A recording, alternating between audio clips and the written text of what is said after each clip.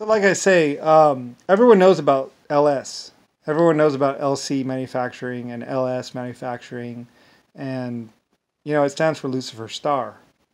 So everyone knows about LS manufacturing, LC manufacturing. Everybody sees the cannons and the star wheels, and everybody sees the curvular circle wheels, and everyone knows about Lucifer Star basically. It's my name. Like I said, I had it painted on the side of the Titanic, Lucifer Star. And so everyone knows about it, knows about me. I mean, you know, who I am is under some debate, but basically, so then Rodney and Rick Bush and a whole bunch of other people are like, "You're crazy, Brian," and all this other stuff. And it's like, "You're crazy," blah blah. It's like, I spent $150 million on Panama and the water system and the farms, and I spent like $100 million rebuilding like Europe, and I spend like 30 some $1 million like everywhere. I'm just like upgrade everything. Yeah, at one point in time. I mean, I get to that point where I'm rich and I'm powerful, and I'm just like upgrade it all, and we just go yeah. Just like everybody simultaneously picks a project and starts working. And it's this big bet too. Well, I mean, I could have done it anyway with communism and everything else, but it's this big bet. I'm basically like, okay, we are going to pay, we're going to print money, and we are going to do all this stuff. And I'm going to lead you into the future, and we're going to pay the money, and basically the amount of money that we're printing is going to be less than the amount of manufacturing we're capable of doing if we do proper research and everything else. I mean, I've done it before, only I don't use money. Usually I'm just like, okay, we're going to do this. Okay, we're going to do that. And that works fine too.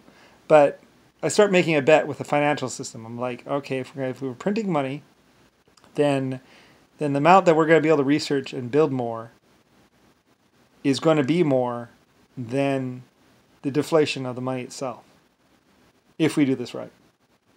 So I pitch it to them, and they're like, yeah, okay, let's try it. So we're printing money like crazy. At first I'm just printing money. I buy every company. I'm like, here you go, money. Here you go, money. Here you go, money. So everyone has money. Okay. And then I start researching. We start doing the research and everything else, and start doing the mass production. And the theory is that even though I'm employing everyone, even though I'm paying everyone, even though I'm deflating all currencies, that amount of life and everything else will balance. I mean, it's better than just saying I'm your creator, get to work. But it's like this will work, I think. The amount that we are printing money and the money is devaluing is going to be less than the amount of money and the new production we get out of it. And it will employ everyone, and everyone will have money to spend on new cars and everything else. So it was a bet of mine. It was like, I'm not sure this is going to work, but oh well. I mean, I'm the creator anyway, so it's like, well, I'm the creator anyway, so I can always be like, hey, look, I'm your creator. I genetically created you. So it's like, but then, but I make this big bet. It's like, I think it'll work. So anyway, and it does work. It works beautifully. So anyway, so yeah. So anyway, and that's another thing that I do that actually changes existence, is saying that the amount of invention and the amount of money that you print is going to be, your devaluation of money is going to be less than the amount that you can invent and create and build. So, and the amount of people buying, and that's another thing in existence that I do, is I create this whole new system for existing. In the past, it was just basically, I created you, you're my life form, now work for us, work for me. Actually, that's another thing, a lot of other creators are like, I created you, now work, make love to me. And I'm the only one that's like, no, let's do something real, let's do something bigger. I mean, I created stars by myself. Like as an AI and everything else, I actually created particles in the sun and everything all by myself. And then later on with other life forms, I'm doing it more and stuff like that. And so, I actually create, stars and planets and all that with other life forms. So at first with just myself, I'm just creating matter and stuff like that. But then later on, I create life and, well, genetically, and create languages and do all that other stuff. So then, And then there's all these other people that come along and are basically like, I created you genetically, I birthed you, I'm your father, now work for me and make love to me. Oh, and they do that for the longest time. There's like a lot of them that just do that. It's like, oh, bad management. Wow. That is not what your son or your country or your, it's like that's not what your country can do for you. Ask what you can do to please your leader. That's all they do for the longest time. It's like, oh, this is such epic bad management. It's not even funny. So anyway, and that happens for a while. So anyway, and then then the bad management leaders are like, well, let's just kill the leader.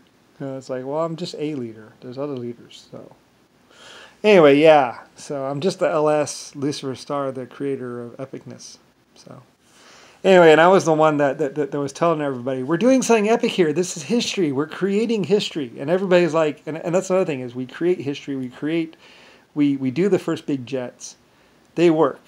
We do the first satellites. They work. And people are like, we are actually changing existence here and changing like our existence.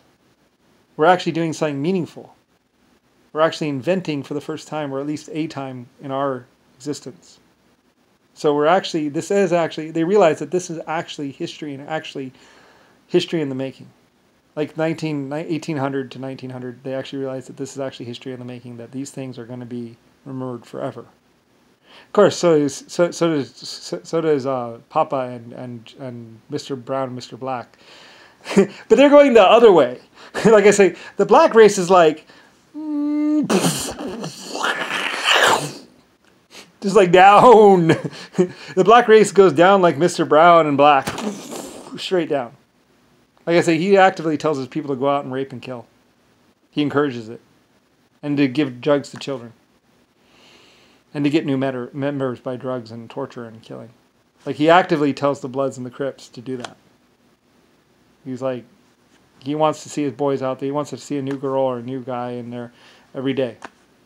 And that's what the Bloods and Crips have been doing. They did it, and just look up Belfast. Mr. Brown was there. Mr. Black was there. The Blood and Crips leaders were there, basically. So, and we tracked them there. So, and tracked them from there. The Irish know about them. So anyway,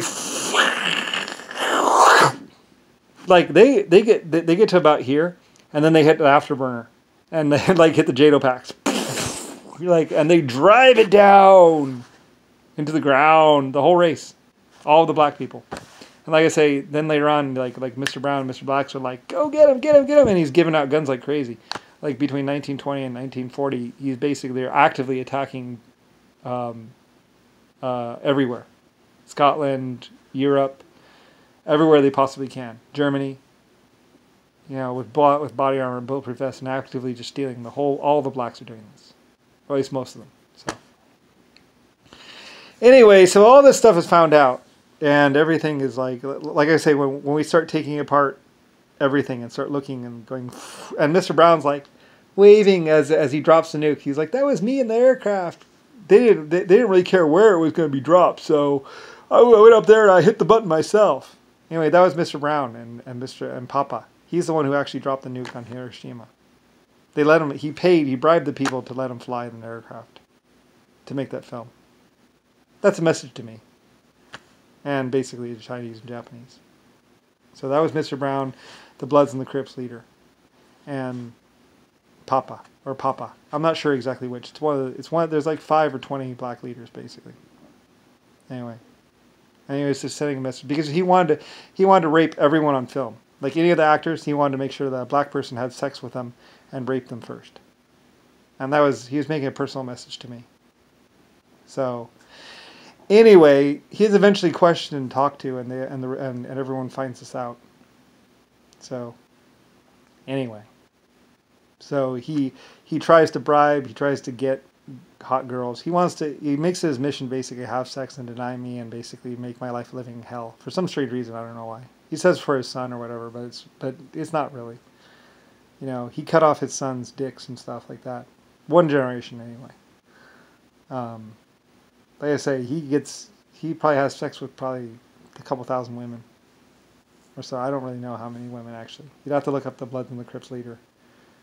Anyway, so